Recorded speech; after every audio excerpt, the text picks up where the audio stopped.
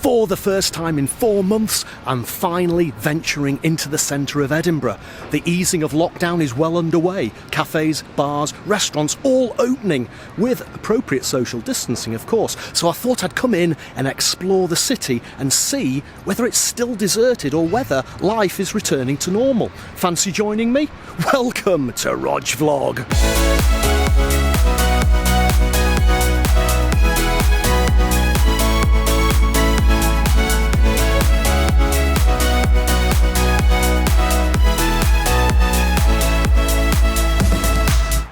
But first things first, I had to come here to Cafe Renroc and tuck into a full Monty breakfast before I go exploring. And of course, a cup of steaming hot illy coffee.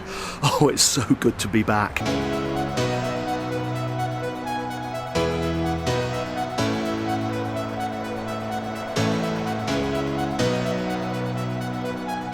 Yes, I've been coming here for takeaways during the lockdown, but it's lovely to be able to sit down and just take in the atmosphere whilst I eat. After breakfast, I headed up to St Andrew's Square, an open space with loads of restaurants and bars.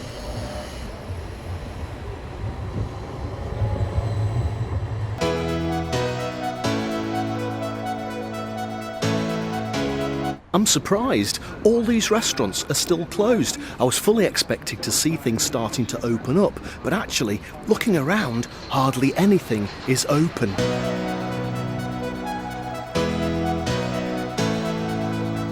Normally at this time of year, St Andrew's Square would be absolutely carpeted with people sitting here eating their lunch. But as you can see, it's still quite deserted. And that's because the people have just not come back to the offices yet.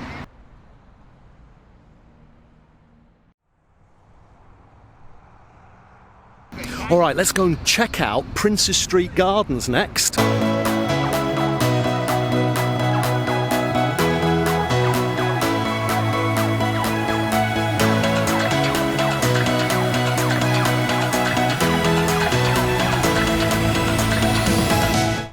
Well, Princes Street Gardens would also have been chock-a-block with people at this time of year, but still, hardly anybody here.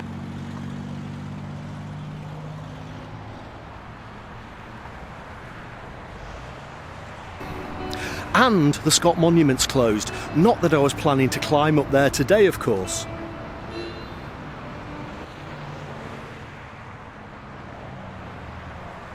The last vlog I did in Edinburgh was way back just before Christmas, when the whole of this part of Princes Street Gardens was completely covered with buildings for the Christmas market.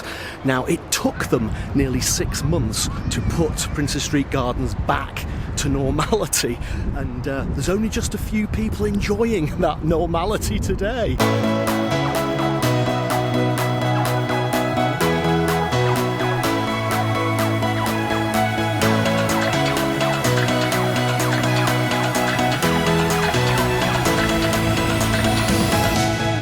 So I think we'll go up to the castle next and see what it's like up there.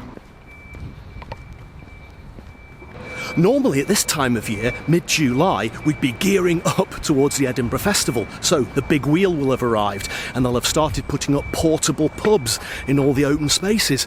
But all I've seen today is a few burger vans and coffee vans, nothing else. Of course, they have cancelled the festival this year for obvious reasons.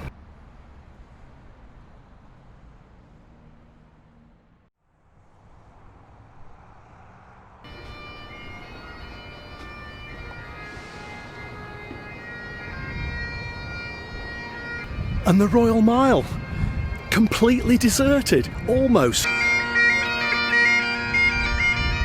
The piper's still piping though.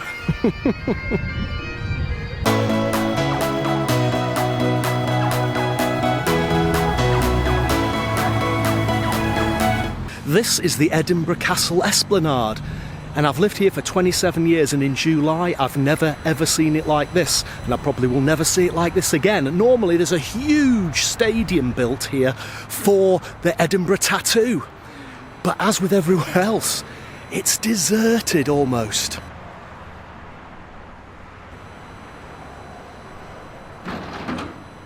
Well, I've got a bit of a sweat on hiking up the hill to Edinburgh Castle. My fault for wearing such a thick jacket on a relatively warm day. It was cold when I left home though, I have to say.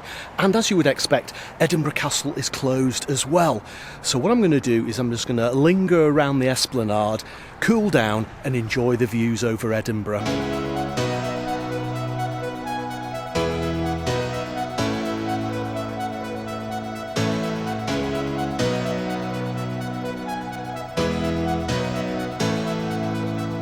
And just in case you ever get asked this in a pub quiz, why is this restaurant behind me called the Cannonball? Well, if you have a look up there on the wall, you can see that there was a cannonball embedded in the wall many centuries ago.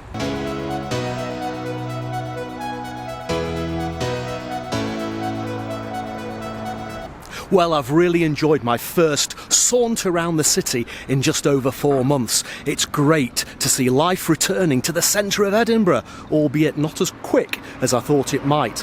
If you enjoyed this episode of Rog Vlog, please do subscribe to my YouTube channel and give us a thumbs up.